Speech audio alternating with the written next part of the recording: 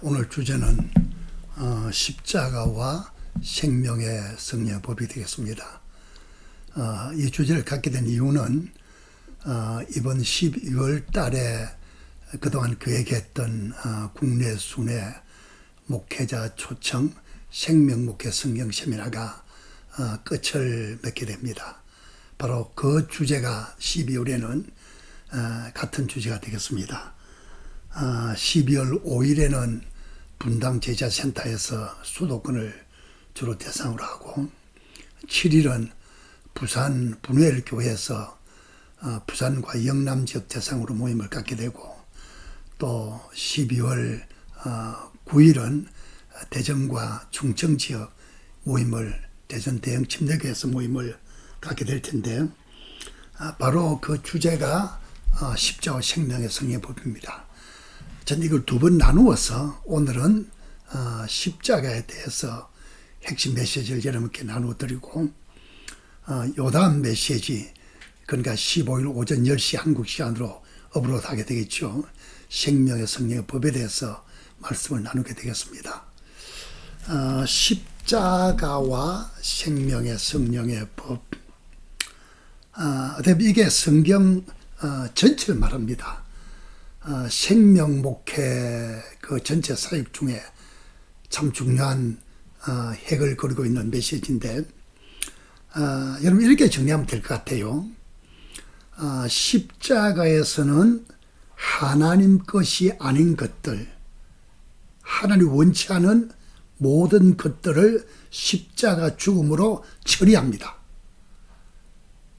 처리된 그 장소에 하나님 은혜로 생명의 성령의 법을 넣어주셔서 구원받은 그리스도인이 거듭난 그리스도인이 앞으로는 율법으로 살지 말고 생명의 성령의 법을 통해서 생명으로 그리스도를 나타내는 거룩한 삶을 살게 하는 하나님 디자인이 바로 생명의 성령의 법입니다. 그래 정리하면 될 것 같고요.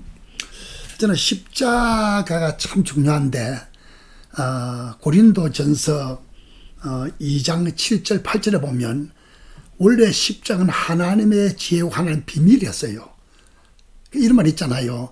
만일 그 당시 통치자들이 이 하나님의 지혜를 알았더라면, 다시 말하면 십자가를 통해서 이루어질 놀라운 구원 역사를 알았더라면 예수를 십자가에 못 박았겠느냐.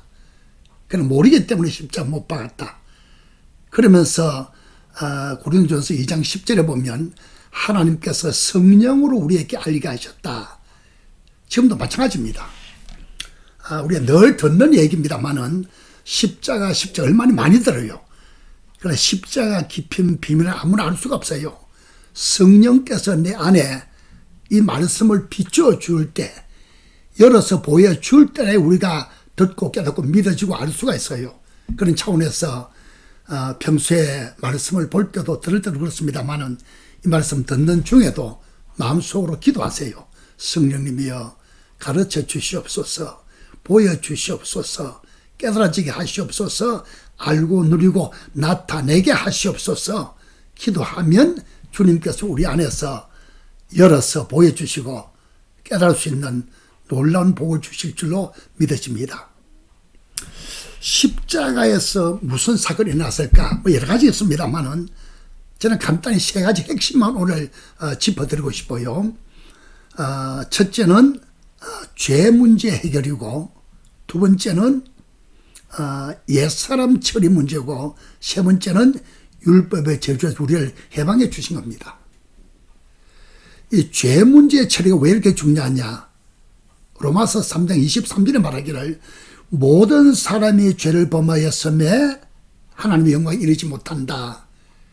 하나님과 사람 사이에 왜 교제가 깨졌을까? 왜 정상적인 누림을 갖지 못할까? 딱 한 가지 문제는 죄 문제입니다. 죄가 처리돼야, 완전히 처리돼야 하나님과 교제가 이루어지고 그리스도 예수 안에서 하나가 되고 누리게 되고 구원의 기쁨과 생명을 누리게 될 줄로 믿어집니다. 죄 문제 처리인데 이 죄 문제를 우리가 처리할 수 없잖아요. 어떤 종교도 처리 못해요. 노력도 수련도 고행도 처리 못해요. 주님께서 십자가를 통해서 대신 죄인 되시고 못 박혀 피 흘려 주고 주심으로 이걸 이미 온전히 처리했다는 그 말입니다. 우리 성경 볼까요? 히브리서 9장 12절입니다. 염소와 송아지의 피로 하지 아니하고 오직 자기의 피로 영원한 속죄를 이루사 단번에 성소에 들어가셨느니라. 여러분 참 재밌는 것은 히브리서 말씀이 복음으로 물씬 젖어 있는 놀라운 복음적 메시지인데, 구약의 이 율법을 중심으로, 특별히 레위기를 중심으로 해서 이 율법의 제사법을 가지고 오면서 그걸 통해서 그리스도 예수를 나타내는 겁니다. 율법과 복음을 비유 설명하면서 그리스도께서 뭘 하셨을까? 놀란 복음의 비밀을 우리에게 보여주시는 겁니다. 우리 방금 이런 말씀 가운데서 그리스도 예수님께서 단번에 들으셨다. 한 번의 제사로 끝을 냈다. 영원한 속죄를 이루어 주셨다. 너무 중요해요. 단번에 영원한 속죄.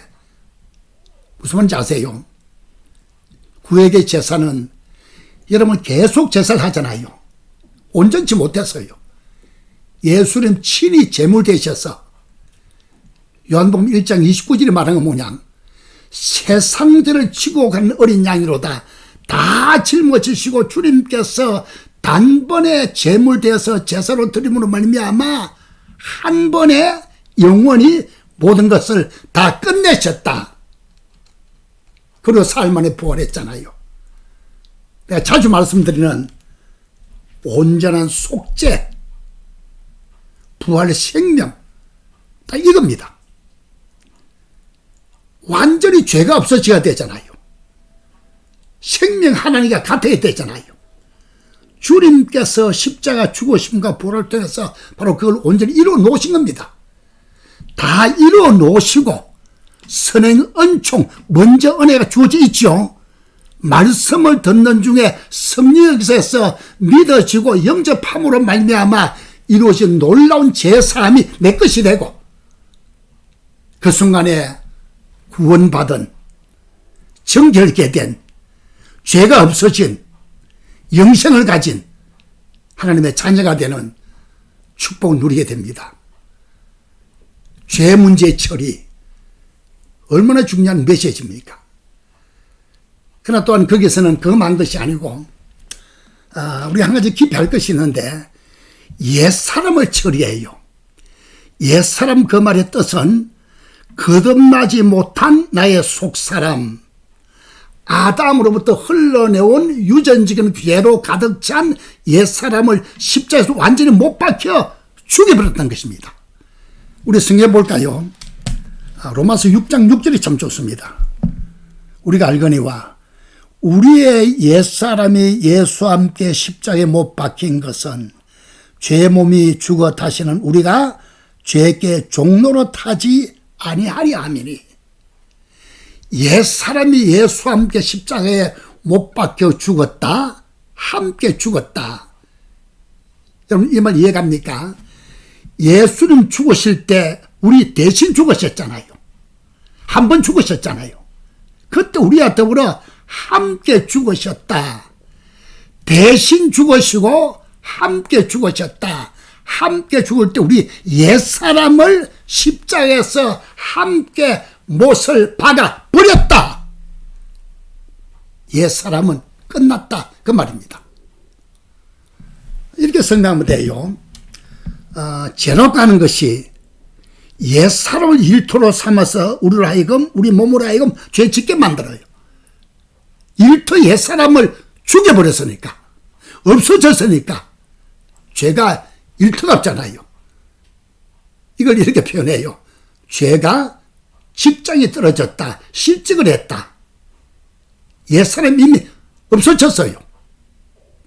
옛사람은 죽으려고 노력하는 것도 아니고, 기도하는 것도 아니고, 힘쓰고 애쓰는 것도 아닙니다. 예수님이 죽을 때 함께 죽었다는 사실을 받아들이는 겁니다.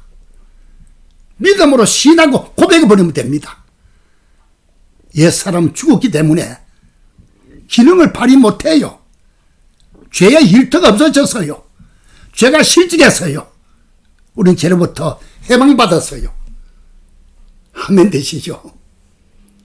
믿을 때 모든 범죄는 보혈로 용서받았고 죄사함 받았고 믿는 자는 죄로부터 해방받았고 나는 자유하다.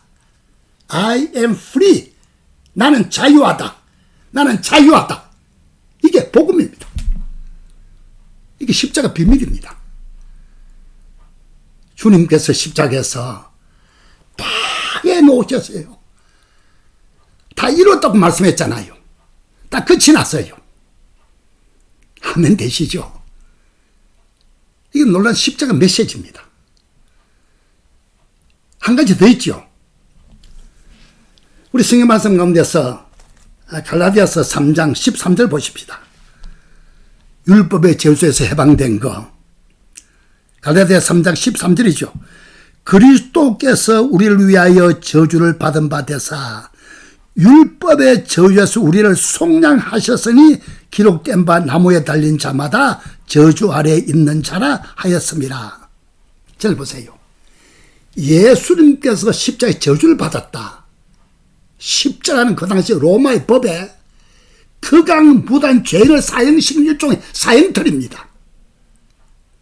저주의 상징입니다. 예수님께서 내 대신 죄인 되시고 내 대신 형벌 받으시고 내 대신 저주를 다 받으시기 때문에 믿는 우리는 율법의 저주에서 해방됐단 말입니다. 완전히 자유케 되고 해방됐어요. 율법의 저주의 말은 율법을 어김으로 말미암아 인류에게 저주가 왔어요. 우선 간단히 말씀드릴게요. 첫째는 영원한 죽음입니다. 두 번째는 질병입니다. 세 번째는 가난입니다. 신명기 28장 내용입니다. 이걸 해결할 길이 없잖아요. 예수님이 친히 이 저주를 다 받아주시기 때문에 믿는 우리는 영원한 죽음에서 영원한 생명, 영생을 가진 사람으로 주님의 자녀가 된 거예요. 질병에서 건강으로, 가난에서 부여로 해방됐다. 자유케 됐다. 율법의 저주에서 해방됐습니다. 여러분 솔직히 말해서 율법은 그리스도를 만날 때까지 갈라디아 3장 내용이죠. 죄인임을 깨닫게 해요. 우리 끌고 다니고 그리스도를 만나게 해요. 그 율법 기능입니다. 예수 만나자마자 율법의 저주에서 해방되고 바로 율법에서도 해방돼 버린 겁니다. 그 여러분 이런 걱정이 생기죠. 율법에서 해방돼 버렸다면 우리는 아무렇게나 살아도 괜찮단 말이냐? 그게 아닙니다. 고린도전서 9장 21절에 보면 나중에 잘 찾아보세요. 바울이 고백한 건 뭐냐? 그리스도의 율법이 나와요. 모세의 율법과 그리스도 율법. 믿을 때 모세의 율법은 끝이 났어요. 그 순간에 자동적으로 우리는 그리스도 율법 아래 들어왔어요. 대표적인 거 산상수훈. 신약 말씀 속에 신약 속에 주님께서 우리의 삶의 방식과 영적 도덕적 수준에 대해서 여러 가지 말씀을 하고 있어요. 훨씬 수준 높은 모세의 율법과는 비교도 안 될 만큼 훨씬 수준 높은 수준의 윤리 도덕적인 영적인 깊이를 우리에게 요구해요. 우리가 어떻게 살아갑니까? 그 지킬 힘이 없잖아요. 놀라운 것은 모세율법은 하라 그래놓고는 지킬 힘을 공급 안 해요. 우리를 저주로 몰아넣어요. 우리 비난적으로 몰고 와요. 그러나 그리스도 율법은, 수준 높은 주의 말씀, 주님의 율법은 하루에 그려놓고는 내 안에 그리스도가 대신 살아주시는 거요. 대신 행해 주시는 겁니다.